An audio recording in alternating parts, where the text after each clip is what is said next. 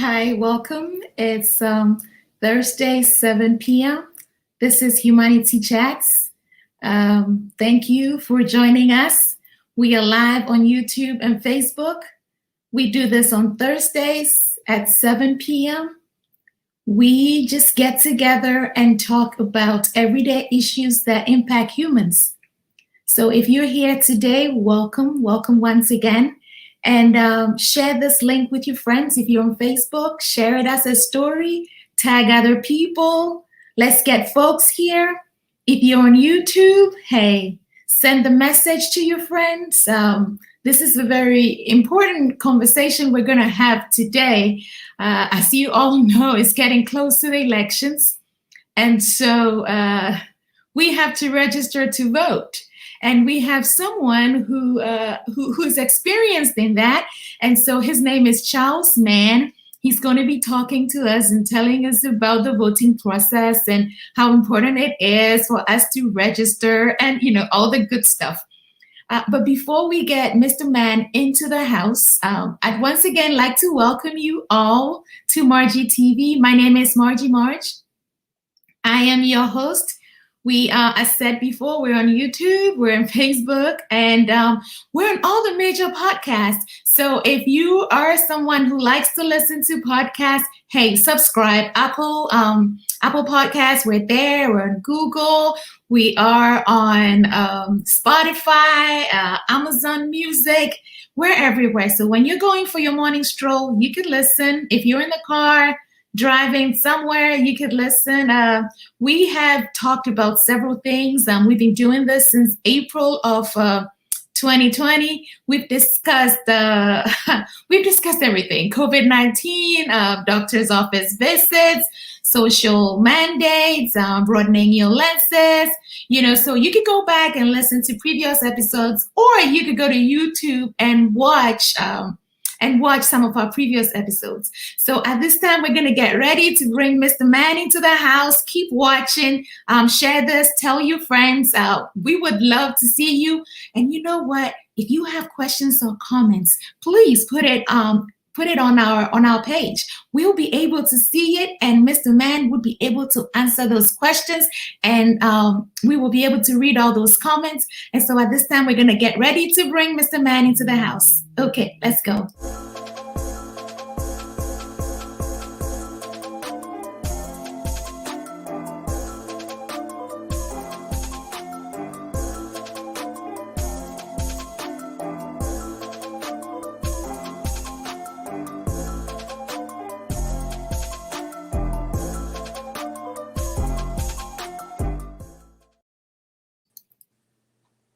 Hey everyone, it's us again. Welcome to Marjy TV, to Humanity Chats. We do this on Thursdays at 7 p.m. We get together and talk about everyday issues that impact humans. Today, we're lucky to have Mr. Charles Mann with us. And I guess before we get started, I'd like to say welcome to you, Mr. Mann. Thank you, and thank you for having me this evening. Well, it's an honor to have you. And, before we get started, would you mind telling us a little bit about yourself? How much time do you have? I'm a native of Spartanburg, South Carolina, which is where I am right now. And I'm also retired from years and years of work. And I have people used to ask me, they say, well, what kind of career did you have? I say, I did not have a career. I had an adventure. And I say that because I was in broadcasting. I was in news broadcasting, sports broadcasting, consulting, events management, government contracting. And now I'm back home as a retired gentleman, as I like to say, helping my community to be a better place. And that involves this year helping creating a nonprofit, Upstate Action Alliance, that is geared towards voter registration, voter education, and voter turnout. And that's my charge this year, and hopefully for the next coming years. Oh, wow. Retirement must be good. It's excellent. It's excellent. The main charge is how do you spend your time? And hopefully I found some good ways to do that with mine. Well, Mr. Mann, it looks like you're not really retired because you're doing a lot to help your community. Now, would you want to tell me what motivated you to do that? And then we're going to get into voter registration 101. Uh, about 5 years ago, I moved back to my hometown, and I moved back to help take care of my mom. And she was getting up in age, and now all of my sisters needed some help. And she passed about 2 years ago. So after that, I had to ask myself, what are you going to do with your time? What are you going to do? And so I looked around my community and I saw things that I liked and I saw things that I didn't like. And I got to a point where I screamed at the TV long enough. I ranted on social media long enough. And I said to myself, it's time for you to get up and do something. And that started last year. A buddy of mine who was running for the local board of public works asked me if I would get involved in his campaign, and I said yes. And when I did, I found out about the things that I had seen from campaigns on the outside, and now I was on the inside. And one of the things that we saw after it was all said and done is voter turnout. My friend won his election. He won it with 2,700 votes, just over 2,700 votes. But in a whole citywide election in the city of Spartanburg, less than 5,000 people voted. And that just bothered me. And it was a dismal turnout. So a lady that I worked with in the campaign, she and I got to talking about it. And we said, well, look, we can do something about this. Why don't we create an organization that is geared towards voter education, registration, and turnout? And we launched it earlier this year, and we're now in the throes of really getting people out in our community and across the upstate engaged in voter registration first, and then turnout for the election. I have a saying, Marjy, that registration does not equal voting. Okay, we have all these massive efforts to get people registered, and they're all over the country doing this. But then after the registration period closes, it's like we forget about it. So my thing and what we've been doing is finding out who's registered, going and knocking on doors, having community meetings, doing interviews like this, and getting the word out that it doesn't matter if you're registered if you don't vote. It doesn't matter who you vote for, what you vote for, but go to the polls. It's a basic constitutional right here in the United States. Not a privilege, it's a right. Well, you're right. We have to vote. It doesn't matter if you're registered and you don't show up, but the first step is to register. And Yes. and do you mind telling us the process for people that may not have registered to vote already? Do you mind telling us, are there any deadlines? Is there a process to registering? Yes, and it will vary from state to state. There's no uniformity across the United States in this. So here in the state of South Carolina, I'll start with that, and then we can branch out. Here in the state of South Carolina, you basically have to be registered to vote a month before the election. So now the deadline for registration has passed in South Carolina. So leading up to this, for the last several couple of months, you could register people on in person, by mail, or online. There were a number of ways to do it. And the main thing is you have to be at least 18 years of age, and that will vary from state to state. You have to live in the county and show registration in the county and the precinct where you will be voting. And then you're registered. I mean, it's not a difficult process. Now, in some states, you have registration up to the day of election. And I would say that to people across the country who are listening to this, if you are not registered, check to see when the deadline is. If it is not passed, take that 10 to 15 minutes and do it. You can do it in person, online, or by mail. If you are registered, go online and check. Each state in the country has a website you can go to, and you can check your registration and to see whether or not you're valid. And I mentioned that because in various states, they purge voters. If you're registered and you've been registered for a while, but you didn't vote in the last two elections or the last election, you may be purged from the rolls. So go online. In South Carolina, it is called scvotes.org.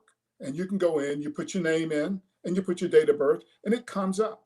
And you can also do when you do that, you can also see your sample ballot. So you can educate yourself before going to the polls. And that's another thing. In some states, you have initiatives, referendums, and these sort of things. You have to be careful how they're worded, because they may be worded the way you think, but in the final analysis, it's what you may not be thinking. Okay, it may be opposite of what you think. So read and study all the ballot initiatives in your state, and you can't do that when you go up to the polls. It's too late, because now you're making a selection, and if you do that blindly, you may not be doing your community a service. The other thing I will mention is a lot of people move around a great deal, and because in some states you have voter ID laws, meaning that when you show up to vote, you have to have a government issued ID. If you don't have the correct address on that ID, you could be denied the opportunity and the right to vote. So when you go in and check your registration, check and make sure it has your current address on it, okay? Because there are a lot of things happening in our country today, and people are trying to make sure you don't vote. There are hurdles, all kinds. In the state of South Carolina, for instance, just in the past couple of months, there have been court cases, there have been legislation where the legislature said one thing about when you do absentee ballot voting in South Carolina and you put it in, you have to have a witness. Well, at one point they said you didn't have to have a witness. Then they went to court and said you did have to have a witness. Then there was another court ruling that you did have to have a witness. And then there was a Supreme Court ruling in the last 3 days, that says you now have to have it. So it's confusing, right? So be aware of all the rule changes. And let me just mention that for a second. And you can tell this is my passion, okay? Don't get so confused, so exasperated that you throw your hands up and you don't vote. That's what they want you to do. If your vote wasn't so important, why would they be trying so hard to deny you the right to vote? Your vote counts and your vote matters.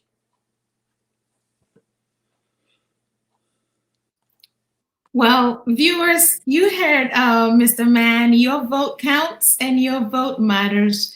And so we should all head to the polls and make our voice heard. And with what I have learned, he's also saying that we should do our research before heading to the polls, because that's how we're going to learn about who's on the ballot for our local elections. And it will help us with the decision-making process. Now, Mr. Mann, do you mind telling us a little bit more about the difference between the local elections, and can you elaborate on that? In this election cycle, it is really a national election. The presidential election is on the ballot this year, okay? And we know what that's all about. We've been hearing about it for the last 2 years, right? And with that, you have what they call the down card, okay? In some cases, you're electing also senators, okay? In my state, it's the senatorial races, Lindsey Graham and Jamie Harrison, okay? Really crucial race, okay? Aside from the presidential race, it's a crucial race. Also, in some states, we're always electing the congressman, okay?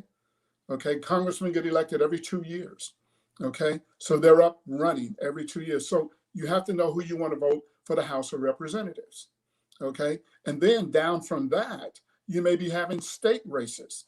In some cases, governor, for sure. In some states, lieutenant governor.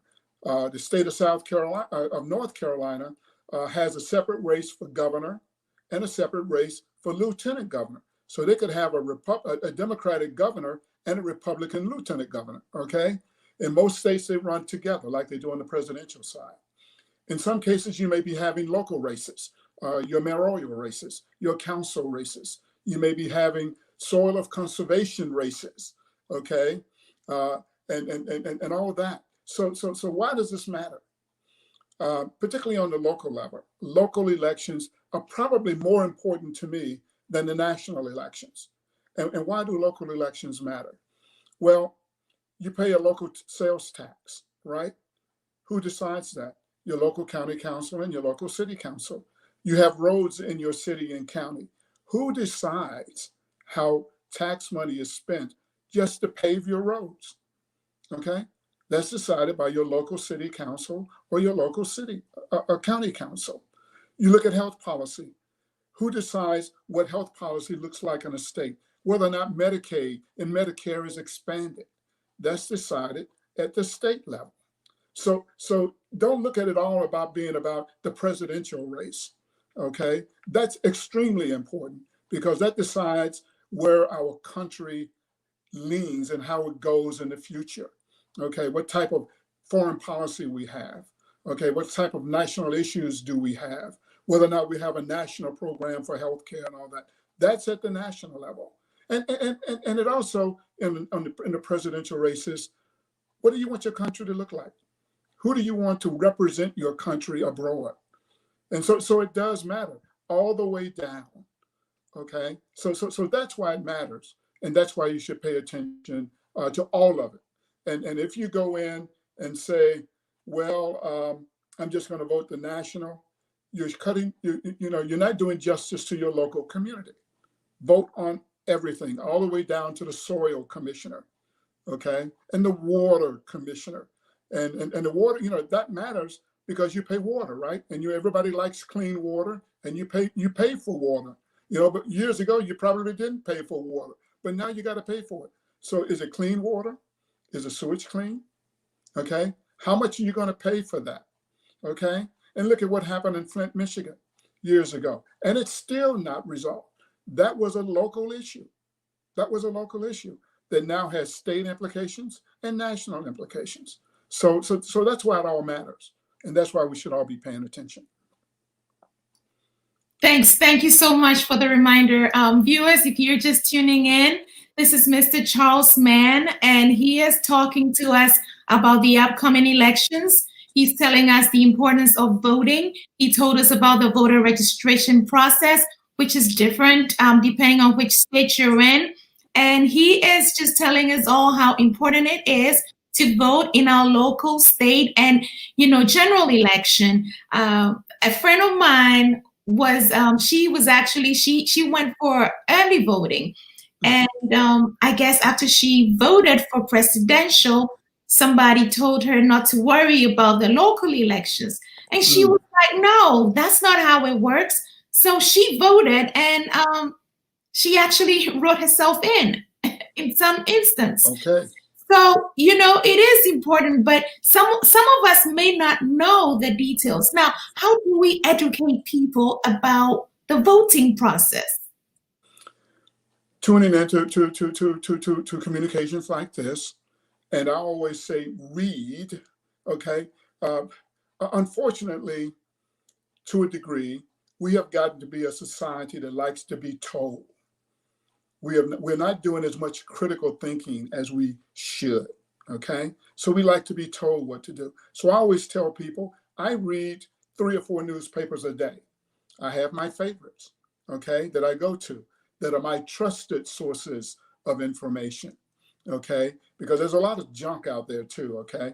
And we all know that. But go to your trusted sources, and some of those should be the mainstream media, okay? But also do your narrow media as well, because that's where your opinions are. But read the bigger stuff as well. I just want to pivot a bit to you mentioned early voting. Almost every state in the country now is engaged in early voting. In South Carolina, we just started it this week. Okay. And in South Carolina, for instance, we don't call it early voting. Okay. We call it in-person absentee voting. Okay. And if you call the elections board here in South Carolina and you say, I want to go to early voting, they will tell you, you don't have early voting. If you don't have the follow-up question, you would then think that you can't go vote early. But it's a technical thing. So it's in-person absentee. So I say that to say, understand how your state classifies and communicates the early voting process. And the early voting process should be the same as the day of election process. If you have to have ID like you do in South Carolina, go with your ID. Because if you don't go with your ID, they will have you cast what is known as a provisional ballot. In essence, what that means is you have to come back and prove to them that you have the credentials and the qualifications to vote, but they're going to set your vote aside for a second. Okay? And for those who are also voting by mail, okay, we all know the issues with the mail right now. It's not a pretty sight. So if you have a mail-in ballot, do not wait. And I plead with you, do not wait to the last week or the last couple of days to put it in the mail. Okay? Because some states, the rules vary as to when and how those votes are counted. Okay? So we're telling people, no matter where you are, make sure your ballot, if you're mailing it in, you put it in the mail at least 2 weeks ahead of November 3rd. So that means that you should be putting it in somewhere around, October 15th, which is next week. Okay. I had a friend reach out to me today, someone that I've been working with a lot, and she wanted to go vote absentee. She thought that she had to download a form and fill out the form and take it with her. And I said, no, you don't. Just take your ID and go to the polls. Okay. And in some cases, when you go, not in some cases, but in all cases, there's social distancing now when you go to the polls. So guess what? It's going to take you longer. Okay. So in the past, where you may have gone in and out in about 15 to 20 minutes, well, now it may take you up to an hour. So I tell people, take a chair, because if you're out sitting, you're now 6 feet apart, the lines stretch around the block, take a chair. Okay. If you think it's going to rain, take an umbrella. Okay. If you think you're going to mix lunch, take a sandwich. Okay. But go and stand in line and do it. And always make sure that you understand the rules according to your state. Okay. Because you don't want to get there and someone says, oh, you can't vote. Okay. Now, I will also say that if that does happen to you in the early voting process or on the day of, there should be people around each precinct and voting place that you can talk to. And these are not necessarily the poll workers. These are the people who are there on behalf of the party or on behalf of candidates. Walk up to someone and they should have a sign. We are a poll watcher. They have to have the sign on, and walk up to them and say, I'm having a problem voting. Tell them what your problem is. Now, what that person would do is advise you, and maybe you can correct it at that point in time. But if they can't, they have someone that they will call who understand the voting laws in your particular state. And that may include having a lawyer come down and advocate on your behalf, or it may also include filing a protest on your behalf. Okay? But don't walk away. And don't walk away and tell your friend, I went to vote, they wouldn't let me. Okay? Thank you. Thank you for sharing those nuggets with us. Now, viewers, Mr. Mann is very experienced. He has several, I think it's 13 years experience in television news. He has worked in sports broadcasting. He has been an executive in business. He He has led management roles in event management with Fannie Mae and the World Bank. He worked with professional teams in the DC area, I believe. He's been a project manager for business development. So this man he's very experienced, and we're very honored to have him here with us today to tell us about the voting process. Now, you mentioned something about the local elections and making sure that you're having an impact or that your voice is heard on the city council level. How do you make your voice heard other than voting on a city council level? May I ask? Well, I've been doing that locally myself. Um, First of all, become familiar and get to know who your representatives are on council.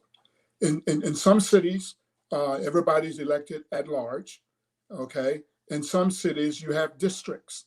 If you live in one of the districts and you have a District 1 or District 2 city council representative, call them up, talk to them, get to know them, and more importantly, work on their campaigns, okay? I did that in 2019, okay? And when your city council has meetings, they always have a public comment section, or they should, I should say that. They always have, or they should have, where citizens can come up and air their thoughts, their complaints, and their encouragement. And I'll share with you one of the experiences I've had recently here in Spartanburg.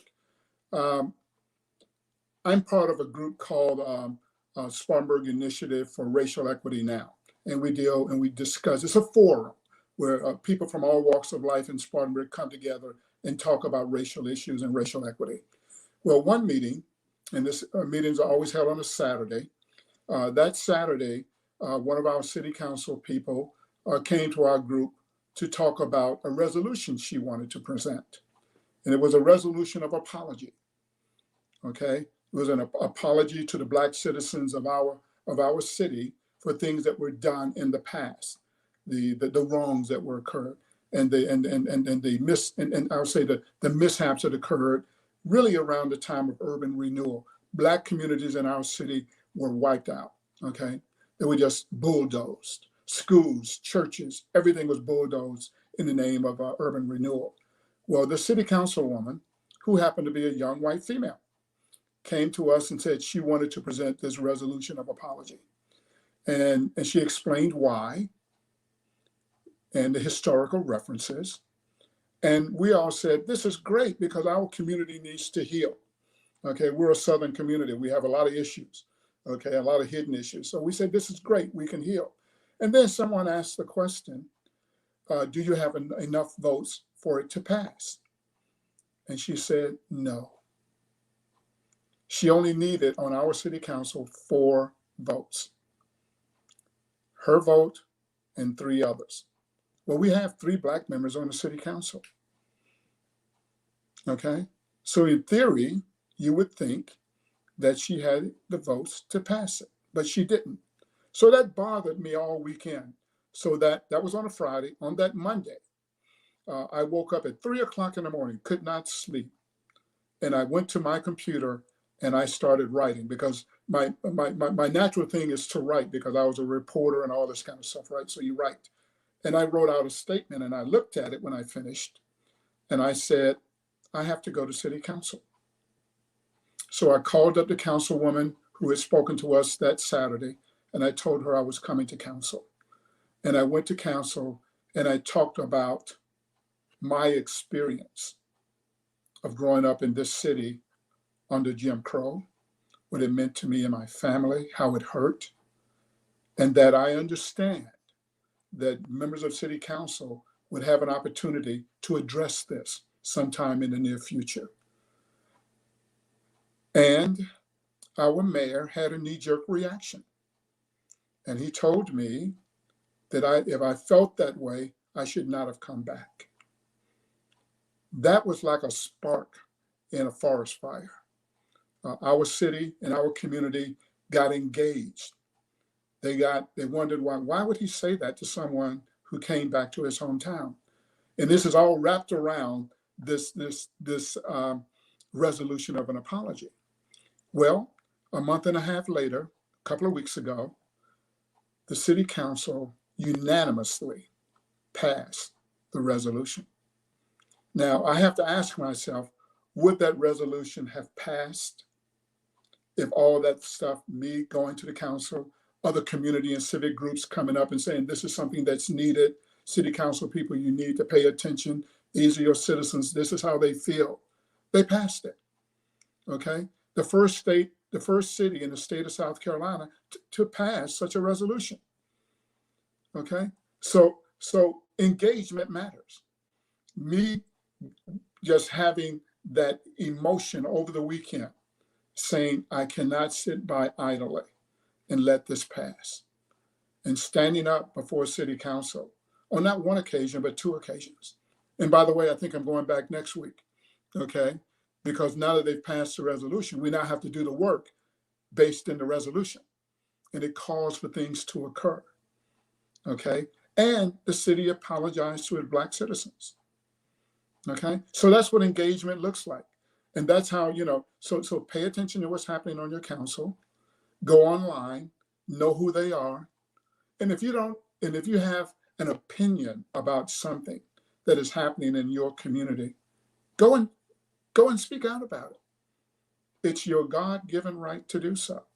It's your moral obligation to do so.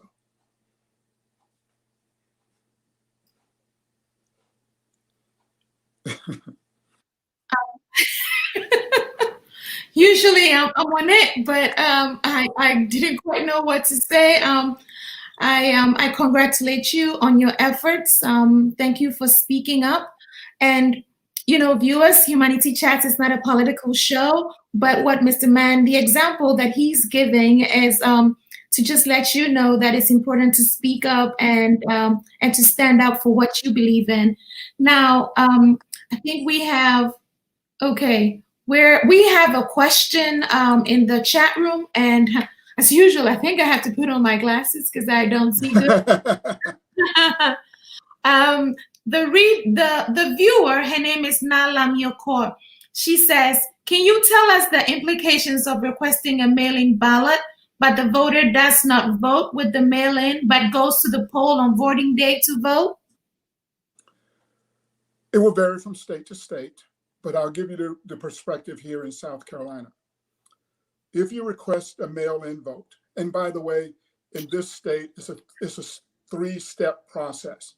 First, you have to request the ballot. The Elections Board, step 2, sends it out to you. And step 3, you have to mail it in. Now, if you've requested and now you have it, they've classified you as now being a person who is going to vote by mail. Okay, it is now recorded that you are.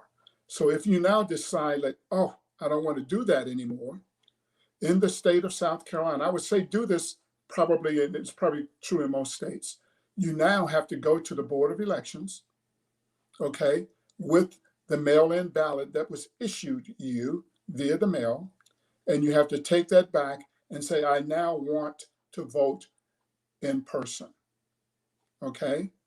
They will take that mail-in ballot, they will issue you a certification that you can now take to the poll and vote in person, okay? That's how it works in the state of South Carolina, okay? Now, if you're in another state, check with your state voting laws. These are not local voting laws, they are state voting laws. So they're across the whole state, so check.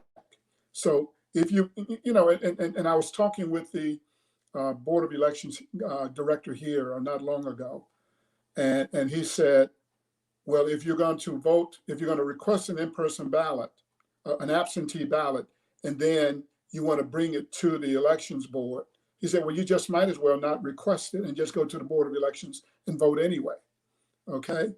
And I say goobly gop to that, okay? We as citizens have every right to do it however we want to do it, as long as we play within the rules. So what I did when I got mine, because I voted by mail-in absentee myself this year, and I did it because of COVID, okay? I didn't want to be out in long lines, not knowing what the weather would be, not being around other people. Because when I go out with goggles, okay? I go out with a mask, and I go out with gloves, okay? That's how I go out, okay? So you don't want to stand in the hot sun with all that on, right? So I decided that I wanted to vote by mail. But when I got my ballot, I did not trust the mail, okay, because of all the issues. So this week, I took mine down to the Board of Elections. When I took it down, I handed them my follow all the instructions if you do it.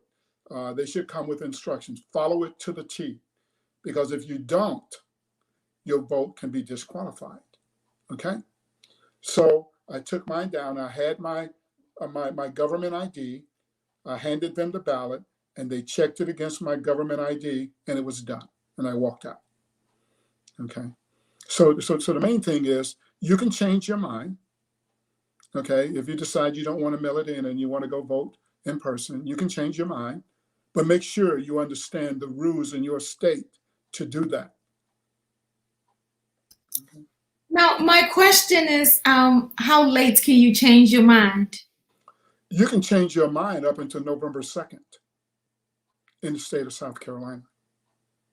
Okay, and I say November 2nd because November 2nd, I'm sorry, that Friday, but that Saturday before November 3rd, I'm sorry, that Saturday before November 3rd, because that's the last day of absentee voting in the state of South Carolina.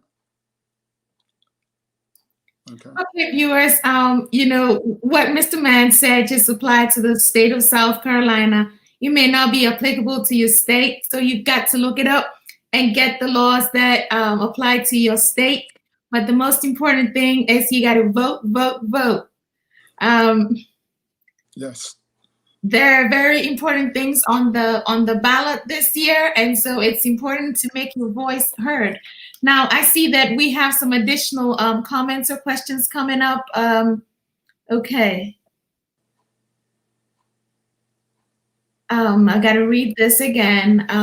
She asked the question because she's heard people saying that voting by mail is not a guarantee that your vote will be counted.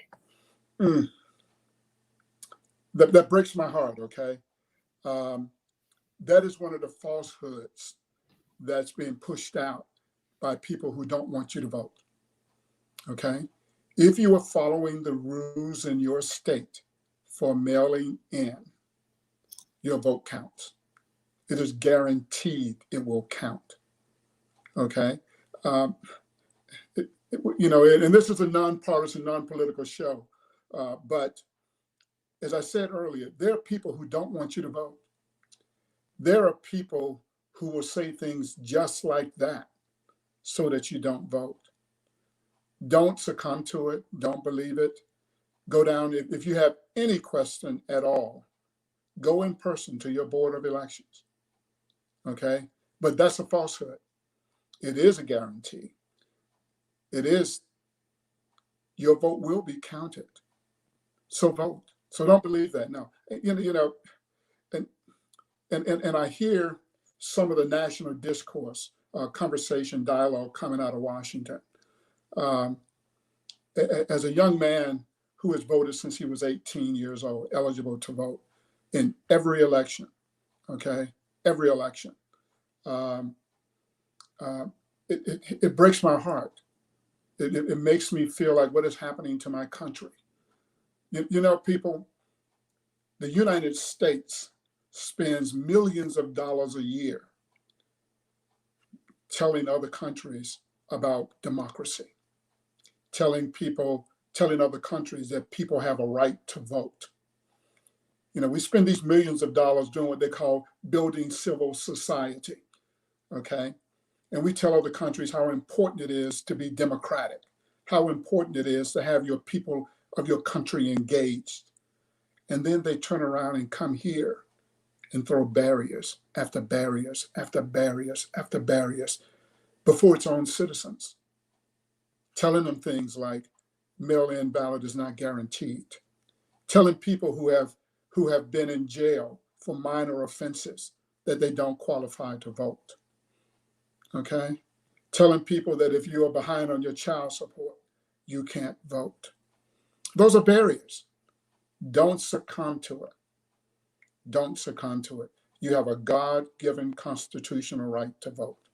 And it's important. And everybody talks about how important it is this year as opposed to other years.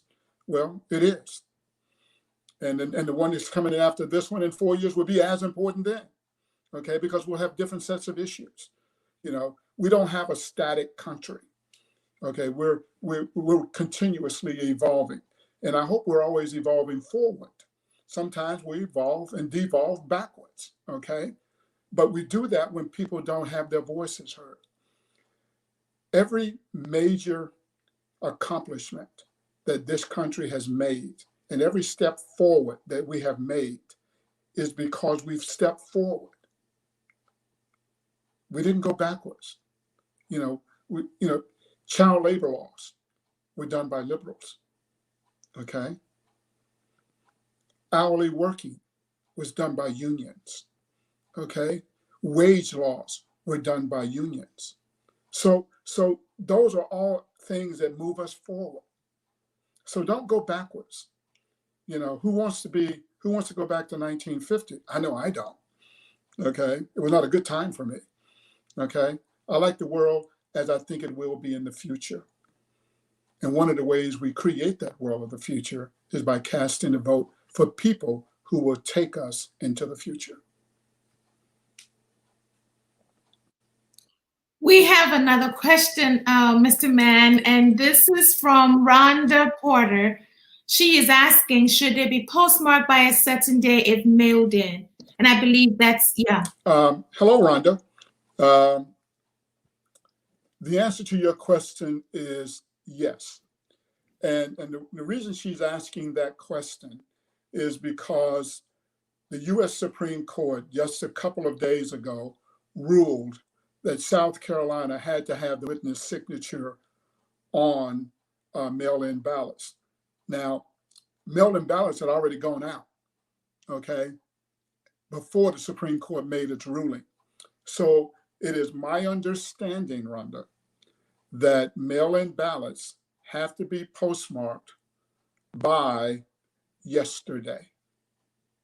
If you want, let me rephrase that, have to be postmarked by yesterday if you don't have the witness signature.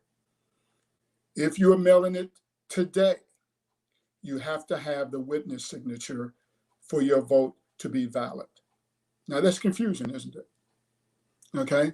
So if you put your mail-in ballot in the mail as of yesterday and it's postmarked by yesterday, now because of the issues that we have with the post office, if you put it in the mail yesterday, I hope it got postmarked. And I'm not just being negative, because we know we have issues with the post office. Okay. If it's postmarked by yesterday, you don't have to have the witness signature. If you're putting it in the mail today, it has to have the witness signature. And the ballots, mail-in ballots, can be received by the Board of Elections up to 7 p.m. on election day. Okay? So here's the thing. If you have your mail-in ballot and it's Friday, the day before the election, okay, and you're walking to the mailbox and you're thinking about dropping it in, I would suggest to you, take a few more minutes out of your day, drop it down to the Board of Elections and hand it in. Okay? Because the local postmaster has promised that all mail will be delivered in a timely fashion. Okay? With all the issues, don't do that at the last minute. If you're that Friday, walk it down to the Board of Elections. Everybody in Spartanburg County is within a half hour, 45-minute drive of the Board of Elections. Take the time and do that. I hope that answered Rhonda's question. Hi, Hi, Rhonda. Charles did his best to answer your question. If you have any more questions, just drop them in the chat room and he will be able to answer those for you. This is he said thank you. She said thank you. Yes. This is very educational. Thank you for all that input. I would add to it that, if Mr. Mann can go out with his goggles, his gloves, and his mask, maybe more people should also try to venture out with all that and go voting person. I mean, the early voting has started, and so Yes. you could start going there and making your voice heard. Now, prior to this, I had another person ask the question about if their vote really matters because of the way the Electoral College works. Would you care elaborating on that? Well, let's look back to 2016. Okay. In 2016, and I'm talking about when we talk about the Electoral College, we're talking about the presidential election. Okay. In 2016, millions of people didn't vote. Okay. Millions of people didn't vote. And as a result of that, the current occupant of the White House won the Electoral College.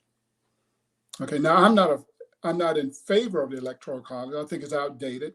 It's a carryover from the time of the North and the South and slavery and the slave owners and the industrial North and all that. I think it's antiquated. I think it's time to move on. But until that time, it is how we elect our president. So let's take a state like Pennsylvania. In 2012, and I'm going to come back to 2016. In 2012, Barack Obama won the state of Pennsylvania by 17 votes per precinct across the state. Okay? Think about that. Think about that. And by winning the state of Pennsylvania, he won a huge state with the electoral votes. Okay? The current occupant of the White House had a similar strategy. He looked at what states he needed to win that were key to his success. He campaigned up until the wee hours of the morning of the day of the election. Okay? People who were mad at Hillary Clinton, people who wanted to protest vote with third-party candidates, people who just said my vote doesn't count, didn't go to the polls. Didn't go to the polls. And as a result, the current occupant of the White House won enough electoral votes to win the election, even though Hillary Clinton won 3 million more unpopular vote. Okay? But he knew the math. He knew which states he needed to win. So for those who say your vote doesn't matter because of the Electoral College, I would say to you, take that thought, put it on the shelf, go out and vote. After the election, let's have a national discussion about the relevancy of the Electoral College. We're not in slavery. We don't have the North versus the South. We don't have the agricultural South and the industrial North. Okay? We don't have plantation owners. Okay? We're in a different world. And that is a worthy discussion as to whether or not she would have it. But that is not the discussion we should be having now. The discussion we should be having now is get up off the couch, stop looking at TV, stop ranting on Facebook, Instagram, all the other ones, and get up and take 45 minutes out of your day and go cast your one vote. A friend of mine here in Spartanburg ran for city council for his first time a few years back. And he tells me this story all the time, and I'm going to tell you. And it's not about the Electoral College, but it talks about the importance of each vote. He was running for city council, And on election night, he thought he was going to win. He thought he had it. He lost by 5 votes. He had a party at his home, and people were there eating, and they're, oh my gosh, you lost. And he said, wow, I lost by 5 votes. And you know what some people in the party said? I was going to vote for you today. He had more than 5 votes of the people at his house to win. They didn't go vote. And their friend did not win a seat to city council. So on a national level, it matters. And the Electoral College is, as I indicated, is totally antiquated. And I think we all know that. But until the rules change, you got to play by the rules. Okay? So vote. Yes, it does matter. Well, viewers, you heard Mr. Mann. Whether you're Republican or Democrat, go out there and vote. Your voice matters. You want your candidate to win, and you want your ideas to be heard.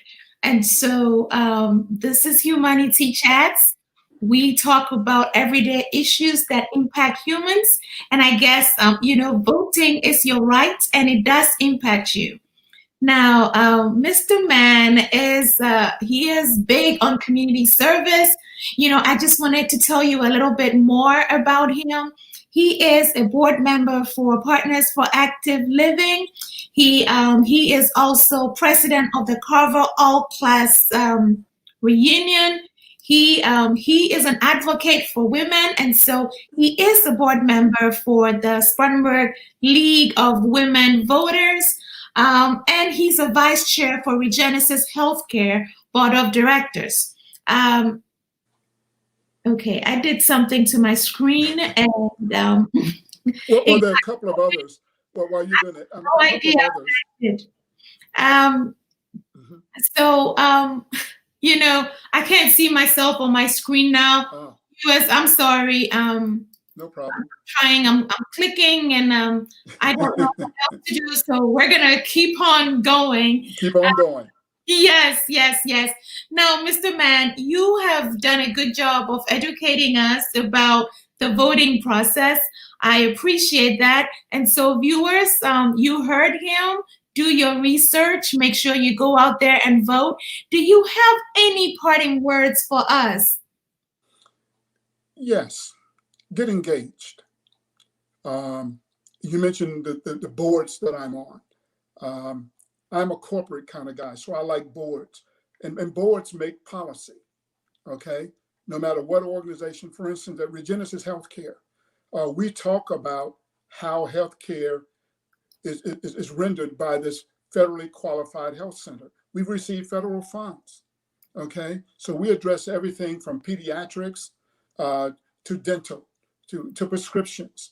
And when you're sitting there and you're hearing, for instance, last year, we had over 50,000 patient visits, okay? People are getting health care, but we can do better, okay? But it only does better when you get engaged, okay? I'm on the board of a Bloom Upstate. I do that because, and it's an organization that deals with young girls without fathers, okay? And the reason I got involved with that is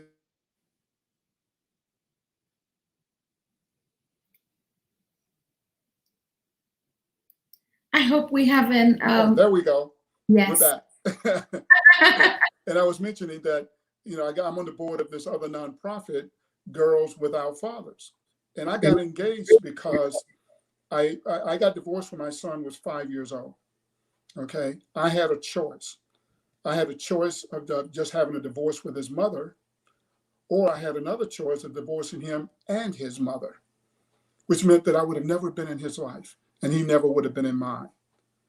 I chose to have him in my life, and I realized the importance that it has to have to be in your child's life and have your child in your life, even though you're divorced. Don't walk away. So that's why I got involved in that. I'm involved in clean water because clean water is an issue. We don't want to flint, okay? I'm involved with Partners of Active Living because they deal with exercising outdoors, walking, trails, biking, okay? And all that has to do with our well-being. So get involved. Now, I'm retired from working, okay, on a job, but I decided to use that same energy and effort to try and help make my community a better place. And I encourage everybody to do that. And one last parting thing.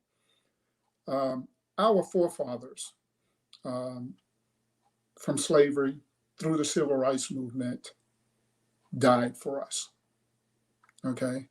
They got beat up for us. They got thrown in jail for us. And because of their efforts, we're able to live in different communities.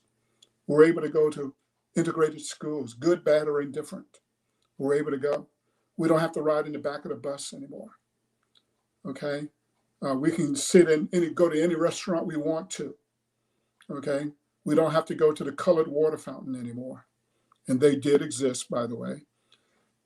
So by not having civic engagement, by not voting, to me, it is a disservice to them. We are dishonoring them by not carrying out what they died for, what they got beat up for what they got thrown in jail for. And it's easy. And getting engaged in your community takes time. But if you don't, your community will not get any better. And you'll always complain. You'll always be unhappy. And nothing changes unless you get engaged. Well, thank you for your words of wisdom. Viewers, Thank you. You're most welcome. Thank you. Viewers, you heard our guest. He's telling you to be engaged. He's telling you to be involved. And so go out there and speak up for what you believe in. But also remember that violence is not the answer. And so whatever you do, please do it peacefully. As we're wrapping up, I'd like to tell you guys that Humanity Chats is available on all major podcasts. So if you have an Apple product, listen to us. We're on Apple Podcasts. You can listen when you're going on your walks, when you're driving. Subscribe. We also appreciate your feedback. Leave reviews for us. Suggest preferred topics. Go to marjymarch.com. Send us preferred topics. What would you like to hear us talk about? This is a show for all of us. The website is www.marjymarch.com. And so go on the website and scroll around, read our blog, send us a message, and we will get back in touch with you. Next week, we're going to have an interesting conversation with Loretta Diligeri, and we're going to be talking about community love. This is a time for love. I am so excited for that opportunity to talk to Loretta because, we need to hear about love. We need to hear about support. Loretta is originally from Albania. She moved to the United States several years ago, and now she is a U.S. citizen. And so Loretta has had she's had quite the journey. And when we talk to her next week, we're gonna learn about her journey, and we're gonna also learn about her advocacy, her community work. And so I'm looking forward to next week. Well, viewers, this is Humanity Chats with Marjy. We have enjoyed, Mr. Mann and myself have enjoyed speaking and talking with you tonight. We appreciate you showing up for us every week. We look forward to seeing you again next week at 7 p.m. If you have any questions, comments, concerns, please do not hesitate to reach out to us. And it was such a pleasure talking to you tonight. Remember, it is very important to vote. Make your voice heard. Your local elections are as important as the national and state elections. So go ahead, make your voice heard. Thank you so much for joining us. This is Humanity Chats with Marjy. See you next week. Bye.